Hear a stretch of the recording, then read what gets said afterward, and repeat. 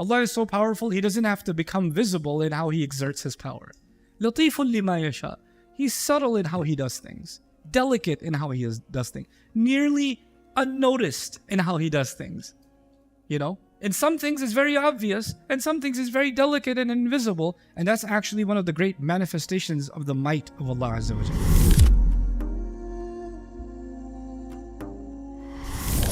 Assalamu alaikum wa rahmatullahi wa barakatuh. Bismillah wa salatu wa salamu ala rasulillah wa ala alihi wa sahbihi ajma'in. Amma ba'd fa a'udhu billahi min ash-shaytan ar-rajim. Bismillah ar-Rahman ar-Rahim. Yusabbihu lillahi ma fi as-samawati wa ma fi al-ardi al-Malik al-Quddus al-Aziz al-Hakim. رب اشرح لي صدري ويسر لي أمري واحلل عقدة من لساني يفقهوا قولي آمين يا رب العالمين. Once again, everyone, Assalamu alaikum wa rahmatullahi ta'ala wa barakatuh. We're going to start talking about the name Al-Malik of Allah. So Allah is uniquely described Himself in this surah, or in the opening ayah, with 4 names: Al-Malik, Al-Quddus, Al-Aziz, Al-Hakim. Many places in the Quran, Allah mentions 2 of His names together, like Al-Aziz, Al-Hakim, Ghafurun, Rahim, things like that, right? So this surah is unique because the opening has 4 names together. So that is a special feature of this surah. So the first of those names is Al-Malik. It's used rarely in the Quran. It's not as common as you might think. But let's talk about a little bit of where the word Malik comes from. So the word Mallak, or the verb Mallaka, actually has to do with making something hard. Like, you know, when you make the dough and the bread, and the dough becomes tougher, that's actually tamlik of the bread. From it also comes the idea of the milak of something is the foundation of a building, or something that you build on top of. Malakut tariq is the middle of the road, meaning the most firm part of the road. Qawaimu kulli dabbatin mulukuhu, the feet of an animal that it stands firm on. They're also called the muluk of it, meaning all of it has to do with firmness, toughness, stability, that sort of thing. These are the meanings in it. When you have control over something, that's called malaka an shay, or, you know, command over something is a malaka. Malaka nafsahu, to have control over yourself, is mulkun nafs, if you're able to control your emotions, or if you're able to control your behavior. So these are, the word keeps having to do with kingdom, or actually control and power and stability. These are the recurring themes inside of the word mulk. Then comes the idea of when you hold something firm in your hand, then you have mulk over it. So it's something firmly, you're grasping something firmly. So it's actually interestingly also used when a man is very possessive over his wife. Then they actually say malak al-mar'a. It doesn't mean he owned the woman. It actually means he's very possessive over her, like very dominating or controlling over her, etc. Now, how is this used for Allah in the Quran? First of all, in the Fatiha, we have 2 readings, Maliki Yawmiddin and Maliki Yawmiddin, right? So Al-Malik and Malik are 2 different words. So let me help you understand them in easy language. Malik means owner. So I'm the Malik of this laptop, the Malik of this laptop. But I'm definitely not the Malik of this laptop. That would be a little bit dramatic of me, because I am the owner of this laptop, but I'm definitely not the sovereign king ruler of this laptop. Okay, so you can own a car, you can own a pen, you can own a shirt, but you can't declare yourself the sovereign king of your t-shirt. It doesn't make sense. So the idea of kingdom is vast. The word Malik is used for vast territory. That you could be the king of an island, you could be the king of a country, king of an empire, etc. Right? In America, we use the king very loosely. This is the king of pizza, and this is the king of, you know, tires. The tire, come to the tire king for your special discount, etc. So they use these words king loosely, but the idea of kingdom is actually a vast empire of some sense. Interestingly, a phrase in the Quran combines both of these concepts. Malik al-Mulk. Qul illahumma Malik al-Mulk, right? Which is 2 different concepts. It actually means the owner of kingdom. So the word for ownership is milk. Milk. So it would be Malik al-Milk or Malik al-Mulk. So one would be the owner of ownership or the king of kingdom. But Allah fused the 2 phrases together. He said Malik al-Mulk, which means the owner of kingdom. So let's understand the difference between owner and king a little bit deeper. When I own something, like if I own this machine, then I'm engaged with it, I'm taking care of it, I have more direct access to it. But if I'm the king of a nation, do I have control over everyone living under my nation? No, because generally I have authority, but I don't have direct reach to everything that's under my kingdom. I have to have advisors, governors who have to have their own soldiers or their departments, and those departments have lieutenants and so on and so forth, right? Until you get to, for example, a government is at the top, you have the president or something, right? In the old days, you have a king. And at the bottom, you have somebody working at the post office. But the post office worker works for a department, which answers to a department, which answers to a department, and eventually goes up all the way to the ultimate authority, you understand? But in that little department, he acts like he's the king, the post office guy, right? But the idea is that he's the Malik doesn't do direct engagement, but the Malik does. The Malik does direct engagement. Allah takes both of those names and fuses them together when He says Malik al-Mulk. Another name of Allah is Malik in the Quran. في مقعد صدق عند مليك مقتدر. Malik means the one who will always stay the king. It's some sifa, so the one who will remain king forever. Because kingdoms, what comes in your mind when you think of kingdom? Somebody inherited the kingdom, or somebody usurped or took kingdom by force. That's how you get kingdom. And eventually that king, whoever took it, is going to get old, and he's going to either have a brother or a son, or a younger son versus an older son. Some drama is going to happen, right? And kingdom is going to get passed on. The king cannot hold on to the kingdom forever. Allah's name is also Malik, which means the forever king. The forever king. That's one of Allah's names, okay? Then, the interesting thing about the word Malik, when it comes on its own, Al-Malik, it's both times associated with, 2 times associated with Al-Quddus, the next name that's coming. Al-Malik al-Quddus is here. Al-Malik al-Quddus will also come in Surah Al-Hashr. Okay, so Al-Malik al-Quddus as-Salam al-Mu'min al-Muhaymin, right there. And of course, there's also the phrase فَتَعَالَ اللَّهُ الْمَلِكُ الْحَقِّ, which means how high Allah is, the ultimately deserving king. The king who deserves to be the king. Also because when you think of kingship, you sometimes think of a person who doesn't deserve it. Right? They don't truly deserve to be the king. They're the useless prince that became the king. Or these people, they took over power and they unjustifiably took over the kingdom, and therefore they became the king, but they're not the rightful king. You know, so many movies you haven't seen because you're Islamic are about fights against the unrightful, unjustified king, and the rightful king comes and wants to claim his, make his claim on the throne, and there's a whatever drama happens, right? So the idea of Al-Malik al-Haq is the rightful king. And Allah mentions over and over again in the Quran, Lahul Mulk. He owns all kingdom. He owns all kingdom. It's a very interesting concept. Allah Himself is the king, but then He says He owns all kingdom. What's the difference between these two? One is about Allah Himself. He's the king. The other is every king that ever existed is actually owned by Allah. He owns all kingdom. Like He decides when they live and when they die. Here they are thinking they decide when someone lives and someone dies. But actually Allah is deciding whether they live and whether they die. Which is why Allah says, Lahul mulku wa lahul hamd, yuhyi wa yumeet. Lahul mulk, like in Surah Al-Hadid, Lahu mulku samawati wal ard, yuhyi wa yumeet. He owns the kingdom of the skies and the earth. He gives life and He gives death. You're distracting them. They're looking at you. There's so many people looked at you right now. It's like, I wanted to look at you. That's what happens. Huh. I keep an eye on you people. Okay, anyway. I've been doing this a long time. See, I have no problem with awkward moments. I have this. It's okay. It's okay. It happens.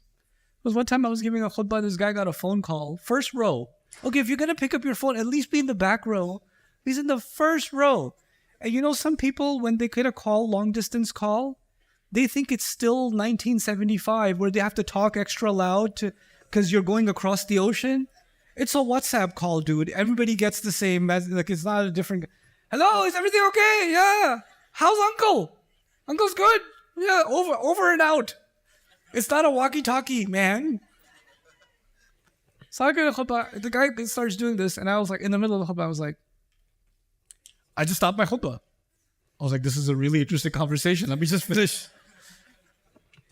So he took a full 90 seconds, finished his conversation. I was like, is uncle okay? He goes, yeah, he's okay. I was like, okay.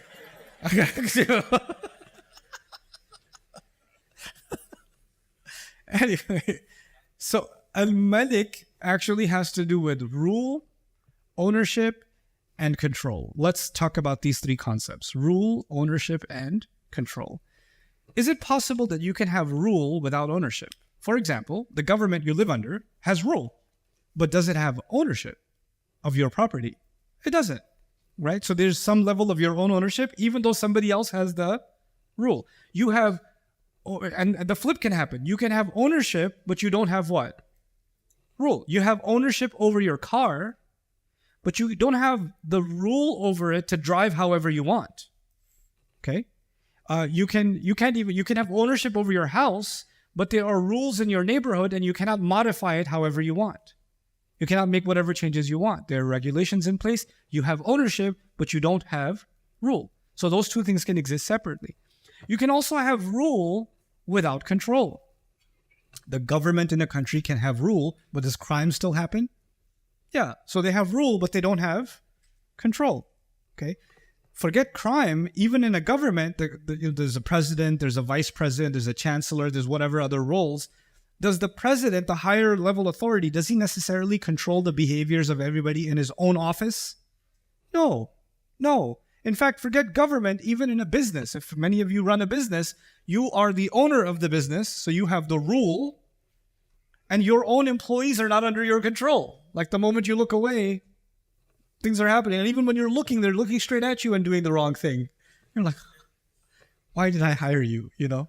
So anyway, so you can have ownership, you can have rule without control. You can also have ownership without control. A man can own a horse, for example, and the horse is not under his control, right?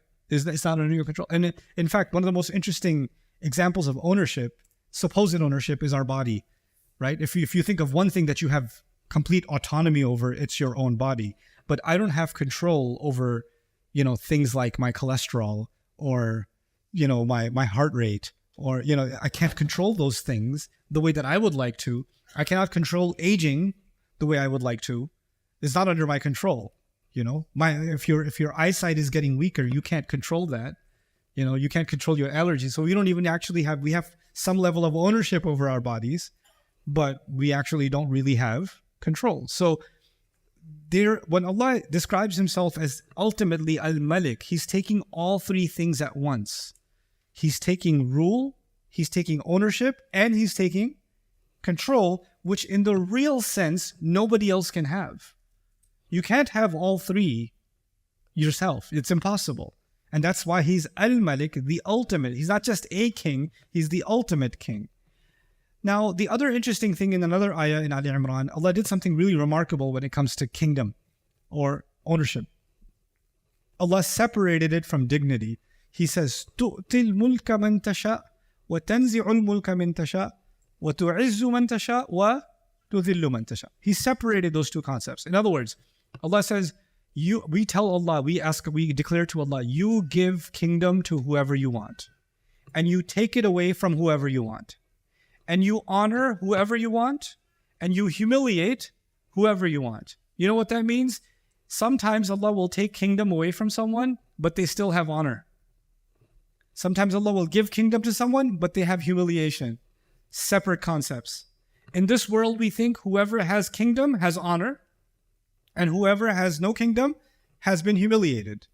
But Allah says, no, that's a separate thing that He gives and takes away, and honor and humiliation are separate things that He gives and takes away. So for example, Ibrahim alayhi salam has no kingdom, but he's honored.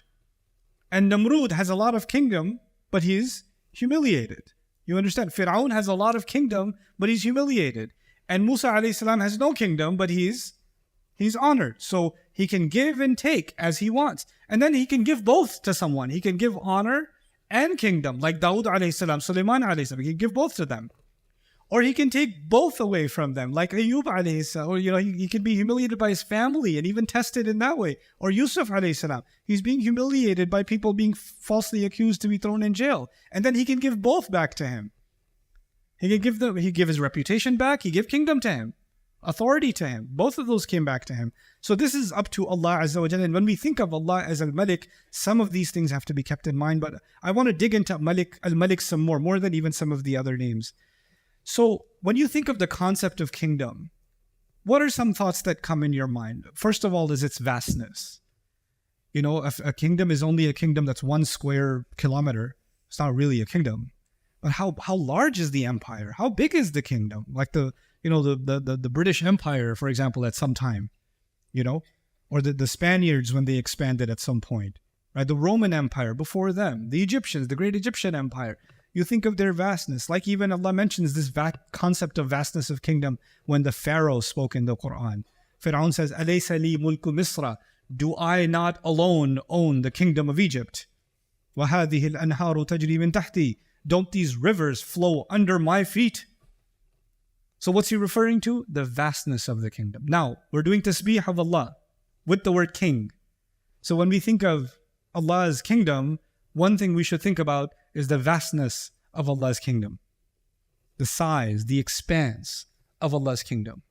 You know, when I fly into Germany, I have to show my passport to be able to enter this kingdom. Give it whatever name, governance, sovereign nation, right? But I have to now observe the laws that apply here, the driving rules that apply here. If I go to England, where everything is wrong, then I have to drive on the wrong side, and the car, you know, everything's wrong. But I have to do that because that's what's right there. Okay? So the idea is, when you walk in, you are under the rule, the territorial rule of that king. And then there are signs, right? Like there are, you know, the manifestations of its might, police, military, the monuments, the castles, the military arsenal. So Allah Azza wa Jalla says that people that like to show off their power, like Americans like to show off their power with, you know, the flag and the eagle and a machine gun or whatever. That's their thing. That's their symbols of power, right? Military might, right? A militant nation. Well, you know, Allah describes Namrud, for example, who liked to show off his power, right? Alam tara ila alladhi hajja Ibrahim fi rabbih an atahu Allahu al-Mulk.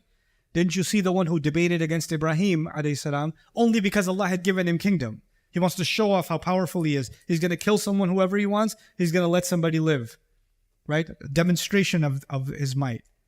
By the way, interestingly, the most powerful, sustained, powerful nations don't like to show off their might. The nations that are truly powerful, they don't have to show it. People recognize it anyway, but they don't have to do it. You know, the nations that are unstable politically, you know what they have to do? They have to keep reminding their people who's in charge. So they have to keep putting a picture of their king or the ruler in every place. So, hey, don't forget, that's your king. In case before you go to the bathroom, just say hi to the king and then go to the bathroom. You know, so they have to do that because there's no recognition of that power. It has to be forced on the people. But when a kingdom is stable, you don't have to have flags in your face all the time. You don't have to have the reminder of who the king or the authority is. You don't have to do that because it's already, the manifestation of its power is actually in how smooth the kingdom is running. Almost as though the government, in political science, the government that is the most invisible is the most powerful. You know that? And the government that's the most visible, meaning you have to bring the armies out and the tanks out on the street, and you have to have soldiers going down the street, that shows you how weak that government has become because they cannot control their nation. You understand? If you think about it from those perspectives, on the one hand, Allah's kingdom is very obvious. The entire universe is Allah's kingdom. But Allah not enforcing His rule in the most visible way, you know, al-Zahir wal-Batin, which was taught to us in Surat Al-Hadid, is actually one of the ways you can think about the manifestation of Allah's power. Allah is so powerful, He doesn't have to become visible in how He exerts His power. Latifun lima yasha. He's subtle in how He does things, delicate in how He does things, nearly unnoticed in how He does things. You know? In some things it's very obvious, and some things it's very delicate and invisible, and that's actually one of the great manifestations of the might of Allah Azza wa Jalla. Here's what's coming up in the next episode and this deeper look of Surat Al-Jumu'ah. What does Allah say is an ayah in the Quran? History is an ayah. The mountain is an ayah. The sky is an ayah. The animal is an ayah. My body is an ayah. What's going on inside my chest is an ayah. All lived experience is a set of what? Ayat. And each one of them becomes valuable because they are ayat of the king. So there are two kinds of ayat in the Quran. There are ayat all around us and there are ayat of his revelation. But they both they are valuable because they are ayat of the king. Just like the king of the cup of the king in the surah.